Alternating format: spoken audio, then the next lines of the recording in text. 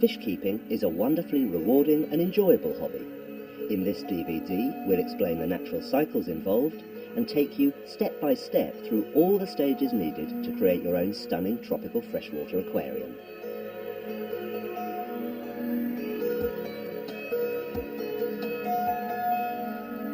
When full, your aquarium will be extremely heavy, so make sure your floor can take the weight.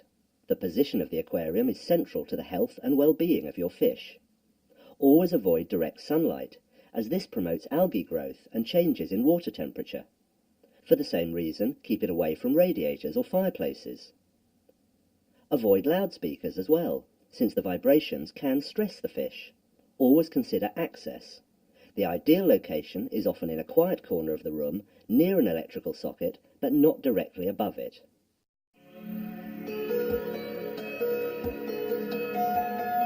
There are a wealth of tanks to choose from, in all shapes and sizes, and it's often best to take professional advice from your local retailer when deciding. One thing you must make sure is that your tank has a large enough surface area to support your fish.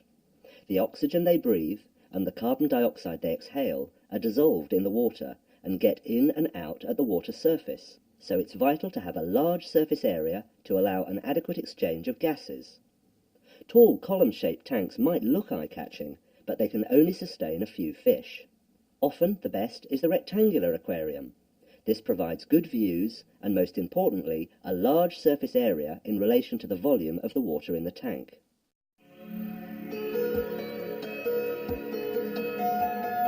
We're using a medium-sized starter tank, which when full will weigh a hefty 280 pounds or 127 kilograms. Before starting, make sure you have all the relevant equipment: a long spirit level, a ruler, a plastic water jug, some old towels, double-sided sticky pads to attach the background, cable ties, scissors, an electrical screwdriver, scrubbing brushes and cloth, and a 2-gallon plastic bucket, ideally with volume markings. After unpacking and positioning the tank, the most crucial task is to make sure it's level, both from side to side and front to back. If you need to level the tank, always make sure you adjust the cabinet or stand. Never under any circumstances put wedges under the tank itself, as this can cause undue stress which could crack the tank. It's always advisable to wipe out the inside of the tank with a brand new damp cloth. This ensures it's never had any cleaning chemicals on it that could cause contamination.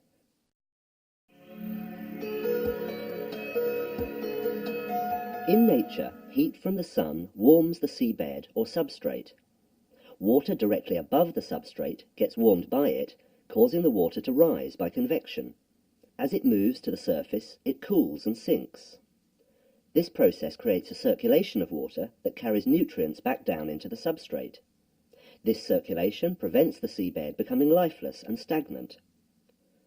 The low wattage cable imitates this thermal current and keeps the substrate rich in nutrients for the plant roots. When setting up your tank, remember that water and electricity don't mix, so always use a power breaker. All appliances must be disconnected from the mains before doing anything where you might come into contact with water. To prevent water dripping into a socket, make sure to use a drip loop. With all chemicals and equipment, always follow manufacturer's instructions, and keep chemicals locked away from children.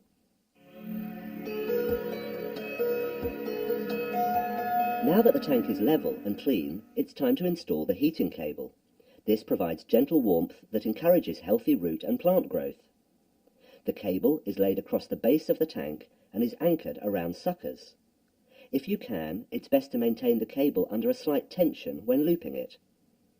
Make sure the wattage for the cable doesn't exceed 25 watts, otherwise you risk damaging the plant roots.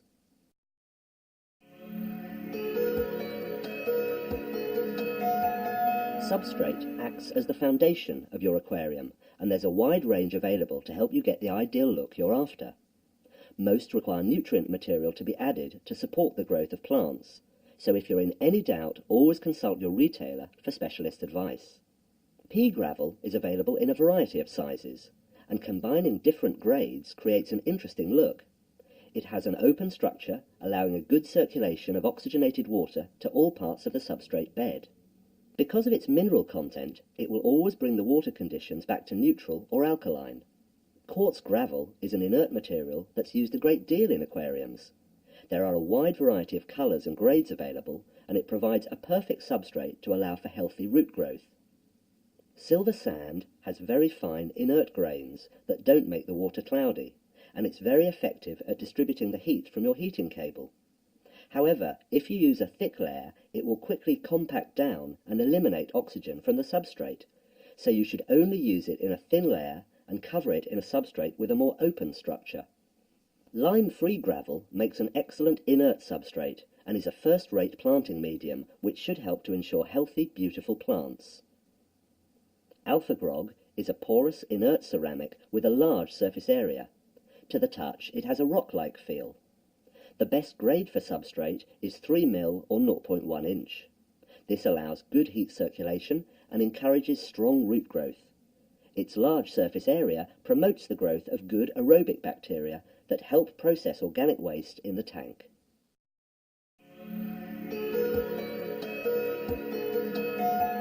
Once the cable is in place, it's time to add the substrate. All substrate needs to be thoroughly washed before adding to the tank. To clean it, fill a bucket with hot water and add the substrate. To avoid scalding your hands, stir with a clean implement. You'll notice the water become cloudy. Keep changing the water and stirring until it's completely clear. Then use a clean plastic jug to carefully pour it over the base of the aquarium, being careful not to dislodge the heating cable. Once you reach a depth of 3 inches or 7 centimeters, you can stop, but keep some of the spare substrate back for later use. Unfortunately, most substrate doesn't contain nutrients to support plant growth. They have to be added to guarantee healthy plants. Laterite is one of the most commonly used and is a clay-based powder containing iron, which is important in sustaining plants. When adding it to the surface of the substrate, try to scatter over the whole area, working from one side of the tank to the other to ensure an even spread. Laterite will help in those important first few months. After that, you'll need to place fertilizer tablets next to the plants to help them grow. When you've finished, it's time to add the bacterial culture that helps release the nutrients in a way that plants can easily absorb. This you can gently crumble in a fine layer on top of the laterite. Always follow manufacturer's instructions. After that, very gently mix the two into the substrate with your fingertips. Finally, add a layer of substrate to bring the depth up to about 4 inches or 10 centimeters.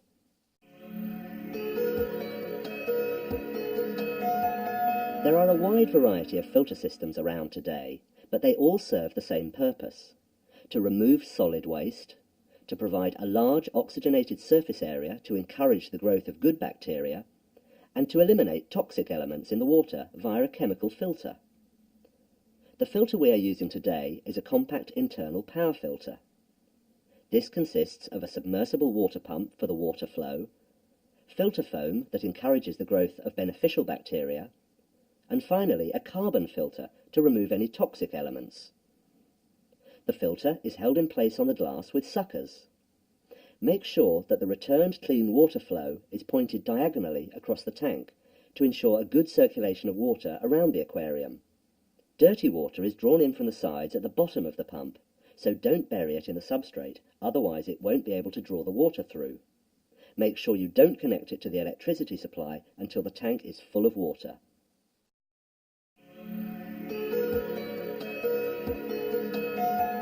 Thermostats can generally be set to between 20 degrees centigrade, 68 degrees Fahrenheit, and 34 degrees centigrade, 93 degrees Fahrenheit. We'll set ours to the optimum of 27 degrees centigrade, or 80 degrees Fahrenheit. To adjust the temperature, turn the small dial at the end, then place onto the inside rear glass panel using the plastic suckers. Place it at an angle of 45 degrees. This way the heat generated will disperse over a greater area. Under no circumstances connect the thermostat to the electricity supply until the aquarium is full of water.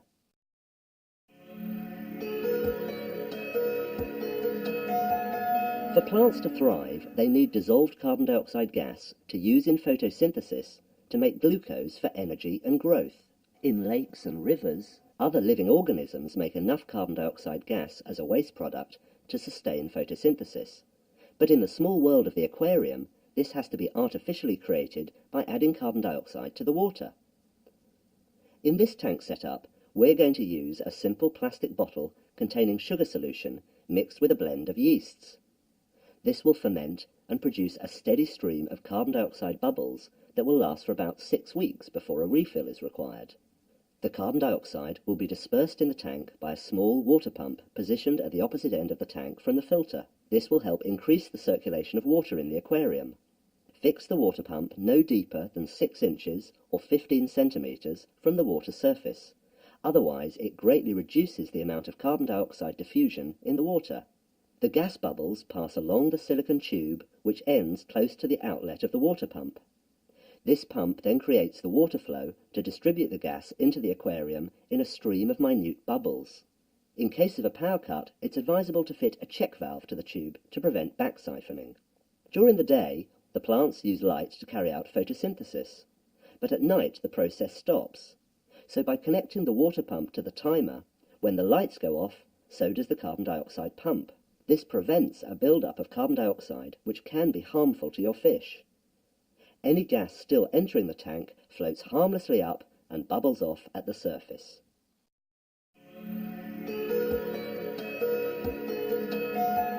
Aquascaping is one of the most enjoyable and creative parts of the tank setup process.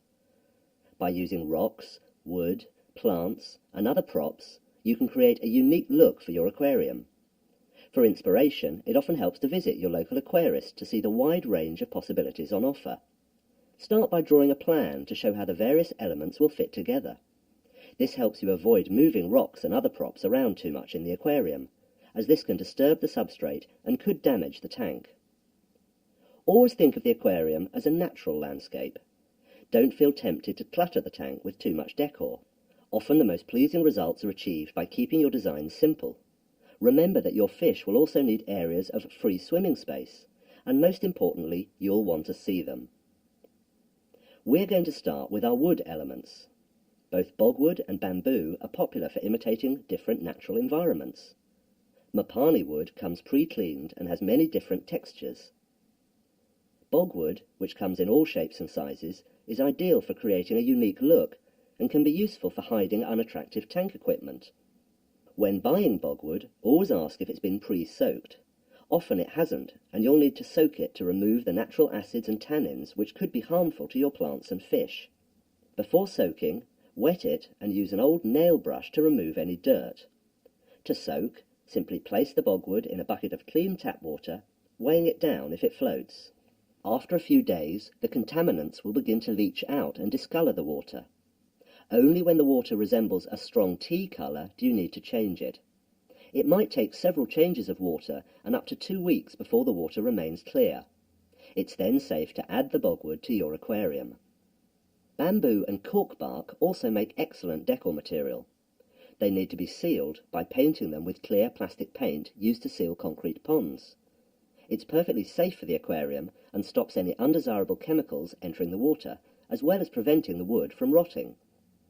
For rocks to be suitable for an aquarium, they must be inert, meaning they won't affect the water chemistry. Any calcareous rocks, such as chalk, limestone and marble, are unsuitable because they will keep raising the pH of the water in the aquarium by the release of calcium salts. If in any doubt, you can easily test the rock. Simply pour on some malt vinegar. If the rock is calcareous, it will begin to gently fizz. If there's no fizzing, it should be safe. Here are just a sample of some suitable rocks. Granite has a sparkling quality and will weather in with time. Lava gives lots of interesting texture, though always check for any sharp edges that might damage the fish. Pebbles in all sizes are ideal for imitating a riverbed. Slate can be used to create caves for fish to retreat into. Smaller slate chippings will add colour and texture. Finally, there is a whole range of artificial decor, from plastic wood to imitation rock caves. Some have even been designed to disguise tank equipment. When you have chosen your rocks, give them a good scrub with a nail brush to remove any dust and debris. When the rocks have been thoroughly scrubbed, position them in the tank according to your design layout. Once you are happy with the composition of the rocks, firmly bed them into the substrate.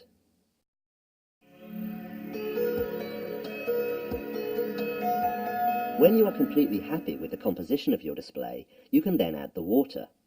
Ordinary tap water has to be conditioned to neutralize undesirable chemicals.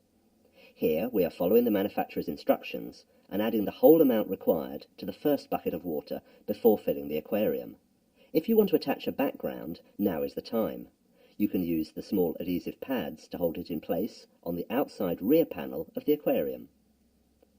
Pour the conditioned water onto a saucer to prevent disturbing the substrate as well as your display. Often it's best to start filling using a smaller plastic jug and then work up to the larger bucket. It's important to keep a record of the volume of water you are adding. When the tank is about 2/3 full, it's best to stop. This will allow for any displacement of the water when you place your arm into the tank to plant it out. You can now plug in the thermostat and filter. For extra safety, it's best to use a power breaker. The water may well look slightly cloudy, but after about 24 hours, the pump will have made it crystal clear and ready for planting.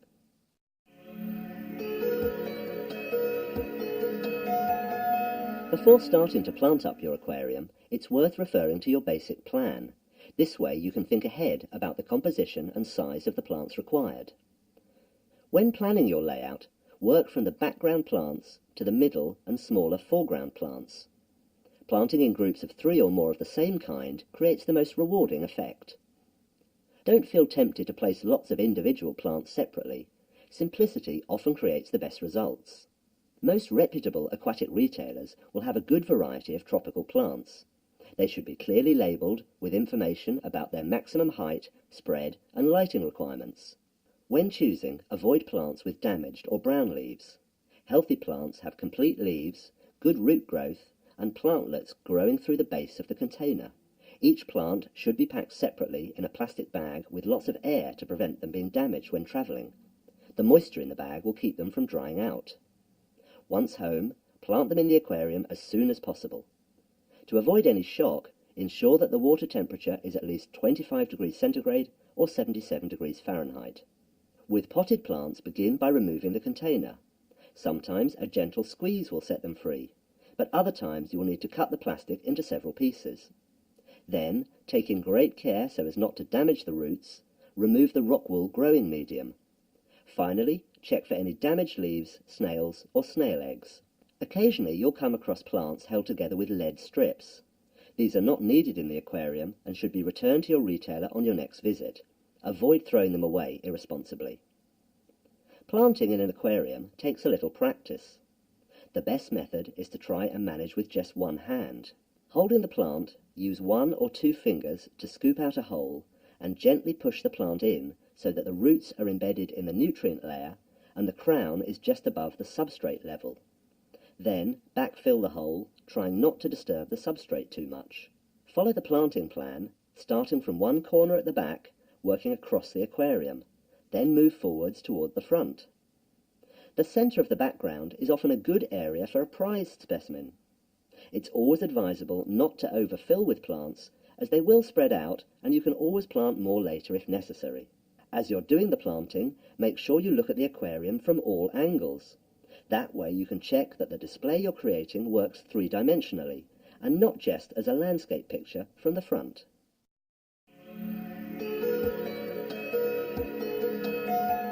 When you shine a beam of white light at a prism, it emerges as a rainbow, showing all the colours that make up white light. Understanding nature's use of these colours is the key to successful lighting.